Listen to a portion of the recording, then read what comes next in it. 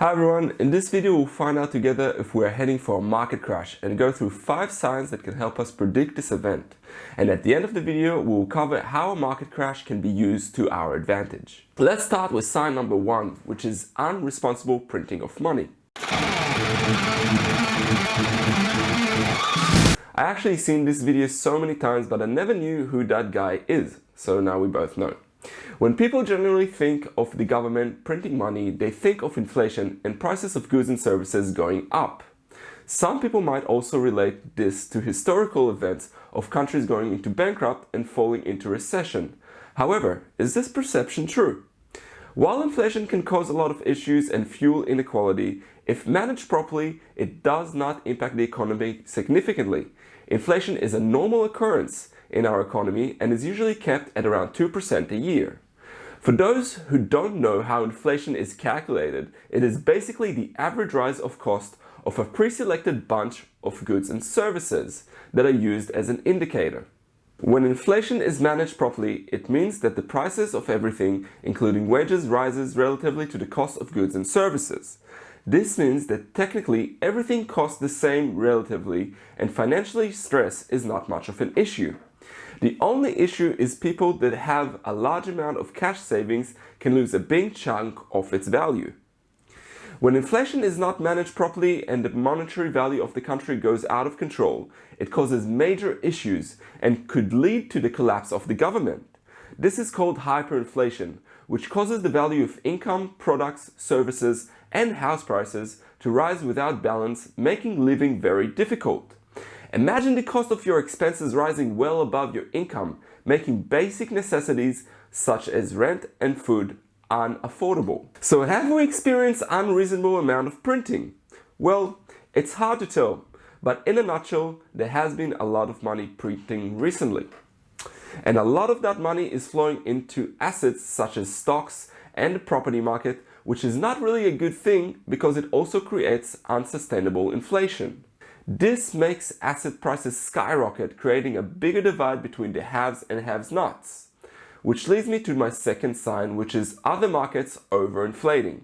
As we are all experiencing around the world, stocks, property, cryptocurrencies, and even some commodities are reaching new unrealistic highs. And you might ask yourself how these assets are doing so well, when the truth is the economy is not doing that great at all. COVID has not only wiped out the tourism industry, but also has caused a lot of businesses to close down and a lot of people to lose their job. Let's agree that COVID does not really help the economy. So how these assets are exploding? Well, it's simple. Assets are a place where many wealthy individuals store their value, not to mention it makes up the pensions of most people in the Western world. The government and the rich do not want to see a stock market crash, because then they'll lose all their value in the assets they have. So I believe there's a lot of manipulation going on to ensure the market stays afloat. Such manipulation includes the government stimulants going directly into a broad range of assets instead of stimulating the economy. And having low interest rates on loans makes this even a scarier scenario, as individuals can easily take out bigger home loans, which will be difficult to pay back if interest rates increases. This means in the future people will default on their mortgage repayments, causing an increase in house supply in the market, which can lead to a crash. This is a more realistic scenario if combination of rising living costs and a stagnant wage growth will continue into the future. The third indicator is the PE ratio, which is the price to earning ratio and represents the price of the company share divided by the earnings per share. So for example, if I are a company that's worth $1,000 per share and the earnings per share is $67, then $1,000 divided by $67 is roughly worth a PE ratio of 15. The famous Warren Buffett typically looks for a PE ratio that sits around 15. Without going into too much detail, that PE ratio is a good rule of thumb to go off. Given the market is not represented by a single company, let's have a look at the average PE ratio of the top 500 companies in the United States, which is also called the S&P 500. As you can see, the S&P 500 sits around 46, which is triple the amount of a healthy PE ratio.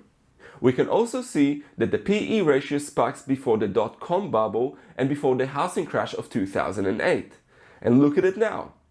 it's not hard to see where it's heading and what we should be expecting. Based on the S&P ratio alone and its history, we will be due for a crash in the next 5 years.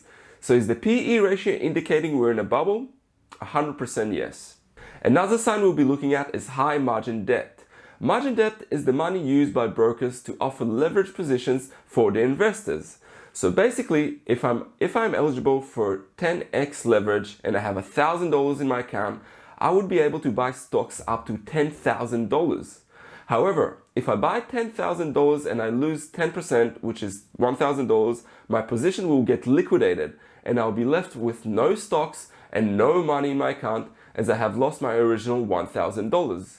The $9,000 I received from my broker in order to do those investments is called marginal debt. As you can see in the graph, marginal debt is a good indicator of a stock market crash. It peaked both in the dot-com bubble and the house market crash of 2008. Marginal debt usually reaches high levels just before a crash occurs.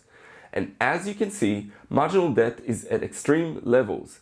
And as discussed previously, it is largely because of the fake assets I was talking about earlier. The last sign for a stock market crash is good old technical analysis. For those who don't know, technical analysis is the basic form of analyzing graphs and using their results to predict future performance.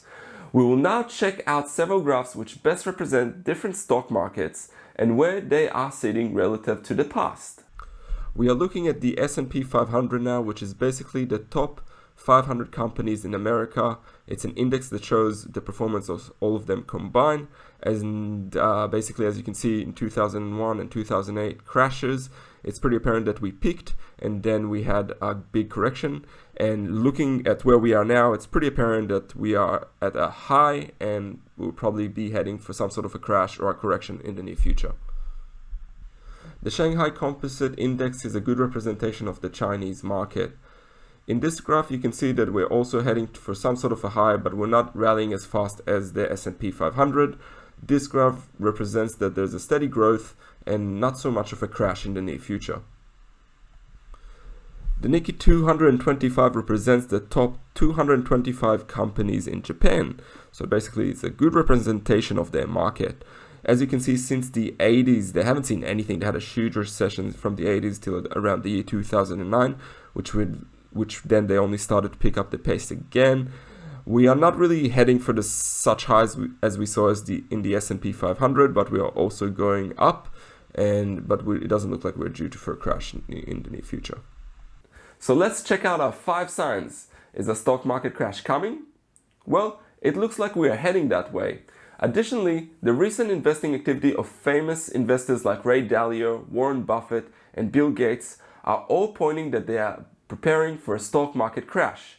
Based on their activity, it appears that they are buying more gold and selling out of their positions to hold cash. They've also been buying stable companies such as health providers and food supply businesses. Giving our quick analysis and the fact that smart investors are preparing for a crash, I myself also getting ready for this scenario. I'm doing so by keeping a large reserve of cash and reducing my position in different assets. Some may say that it's not smart to hold a large portion of cash as hyperinflation is just around the corner. Therefore, I still keep a good portion of my wealth in assets such as gold, Bitcoin, and my property, in case hyperinflation becomes an issue. But as I said before, one of the biggest fears of the government is hyperinflation, and they will do anything to avoid it. Therefore, I believe it is an unlikely event that hyperinflation will become an issue in developing countries. And finally, as the famous saying goes, what goes up must come down. This is the law of gravity, and funny enough, this law also applies to the stock market. If you like this video and you learned something today and I gave you some sort of value, please give it a thumbs up and subscribe to the channel, and I'll catch you in the next video. Thank you very much for watching.